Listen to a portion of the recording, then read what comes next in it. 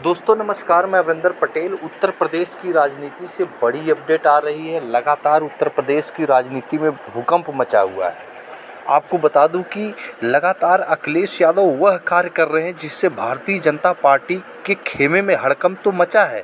साथ में जो गद्दारी किए थे समाजवादी पार्टी के साथ नेता, जो राज्यसभा चुनाव में जिस तरह से अखिलेश यादव के विधायक जिस तरह से भारतीय जनता पार्टी के राज्यसभा कैंडिडेट को वोट किए थे कई सीटों पर। आपको बताया था कि मैंने गोसाईगंज सीट पर जिस तरह से अखिलेश यादव ने बहुत ही बेहतरीन कैंडिडेट जो कि चौधरी लोटर राम निषाद को खड़ा किया, उसी तरह ऊंचाहार सीट की भी अपडेट आ गई है।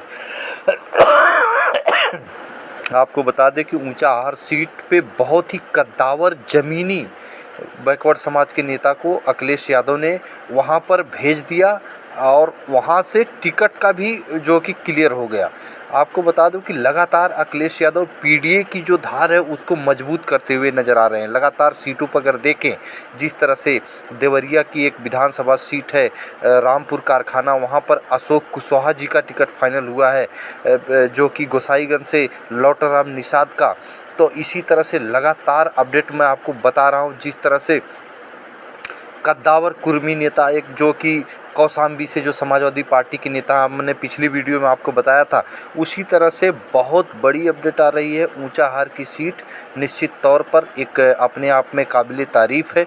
ऊंचाहार की सीट पे लगातार जो है कि कहीं न कहीं भारतीय जनता पार्टी की तरफ से वहां पर जो लगातार जो कि मनोज पांडे का टिकट क्लियर माना जा रहा है। मनोज पांडे समाजवादी पार्टी के विधायक थे, बहुत इज्जत उनको समाजवादी पार्टी ने दिया, मंत्री बनाया, मुख्य सचेतक बनाया, लेकिन अखिलेश यादव के साथ सीट पर बैठते थे। बगल की सीट पर अखिलेश यादव उनको बैठाते थे, मुख्य सचेतक थे, पूरी फुल इज्जत उनको देते थे। लेकिन अखिलेश यादव के साथ ऐन वक्त पर गद्दारी वो करते हैं और चले जाते हैं भारतीय जनता पार्टी में। भारतीय जनता पार्टी के स्मृति ईरानी को जिताने के लिए पूरा एड़ी चोटी का जोर लगाते हैं, लेकिन समाजवादी पार्टी का कैंडिडेट जो एनडीए पीडीए गठबंधन का, जो कहीं न कहीं महागठबंधन का कहें, कांग्रेस और समाजवादी पार्टी गठबंधन का प्रत्याशी उस सीट पे नहीं, उस बूथ पर भी जीता जहां पर मनोज पांडे का घर पड़ता है। तो लगातार ऐसी जो कि सिस्टमेटिक ढंग से अखिलेश यादव ने जिस तरह से टिकट वितरण किया 2024 में, उसके बाद अब बता दूं कि ऊंचाहार विधानसभा सीट का जातीय समीकरण सबसे पहले मैं आपको बता दूं, यहां पर लगभग 64 हज़ार के आसपास पासी समाज है, जो समाजवादी पार्टी का कोर वोटर माना जा रहा है, इसमें कोई दाग नहीं है।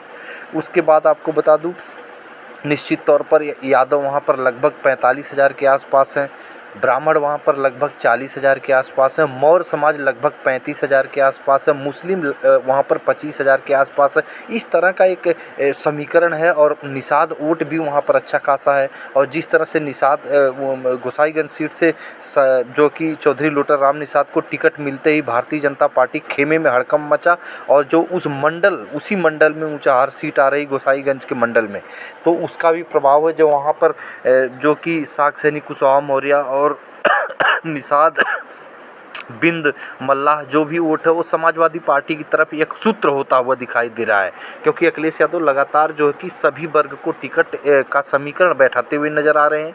आपको बता दूं कि बाबू सिंह कुशवाहा को अखिलेश यादव बहुत बड़ी जिम्मेदारी देते हैं ऊंचाहार सीट के लिए। बाबू सिंह कुशवाहा जौनपुर से निकलकर जैसे ही ऊंचाहार में कदम रखते हैं, ऊंचाहार से बीएन मौर्य, एक कद्दावर नेता, जमीनी नेता बीएन मौर्य, और वो लगातार समाजवादी पार्टी को मजबूत करते हुए नजर आते हैं। बीएन मौर्य जैसे ही जो कि ऊंचाहार सीट पर पहुंचते हैं, लगातार वहां पर जिस तरह का माहौल बनता हुआ दिखाई देता है, जिस तरह से जो कि बाबू सिंह कुशवाहा सपा सांसद हैं जौनपुर से, जैसे ही कदम रखते हैं ऊंचाहार में, वहां पर अलग एक रेला, अलग एक माहौल बनता हुआ दिखाई देता है। ऊंचाहार सीट की जिम्मेदारी दिए थे अखिलेश यादव बाबू सिंह कुशवाहा को, कि जैसे ही पहुंचते बाबू सिंह कुशवाहा बीएन मौर्य से मुलाकात करते। बीएन मौर्य ऊंचाहार के रहने वाले कद्दावर जमीनी नेता हैं, बिल्कुल दलित पिछड़े अल्पसंख्यक समाज के लिए हमेशा तत्पर रहते, खड़े रहते हैं और उनके घर पर जाते हैं। बीएन मौर्य के घर पर बाबू सिंह कुशवाहा पहुंचते हैं। और उसके बाद आपको बता दूं कि बीएन मौर्य के बेटे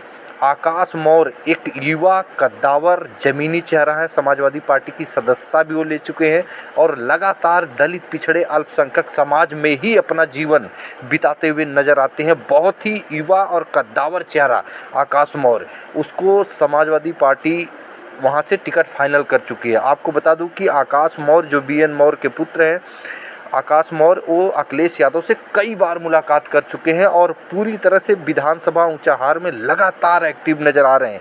ये बहुत बड़ा संकट है निश्चित तौर पर अगर कहीं न कहीं माना जाए तो मनोज पांडे के लिए। मनोज पांडे जिस तरह से धोखा दिए हैं, पूरा बैकवर्ड समाज, दलित समाज पूरी तरह से नाराज़ है कि इस तरह से दलित और पिछड़ों का वोट लेकर आप भारतीय जनता पार्टी का पक्ष रखते हैं और भारतीय जनता पार्टी के खेमे में जाते हैं।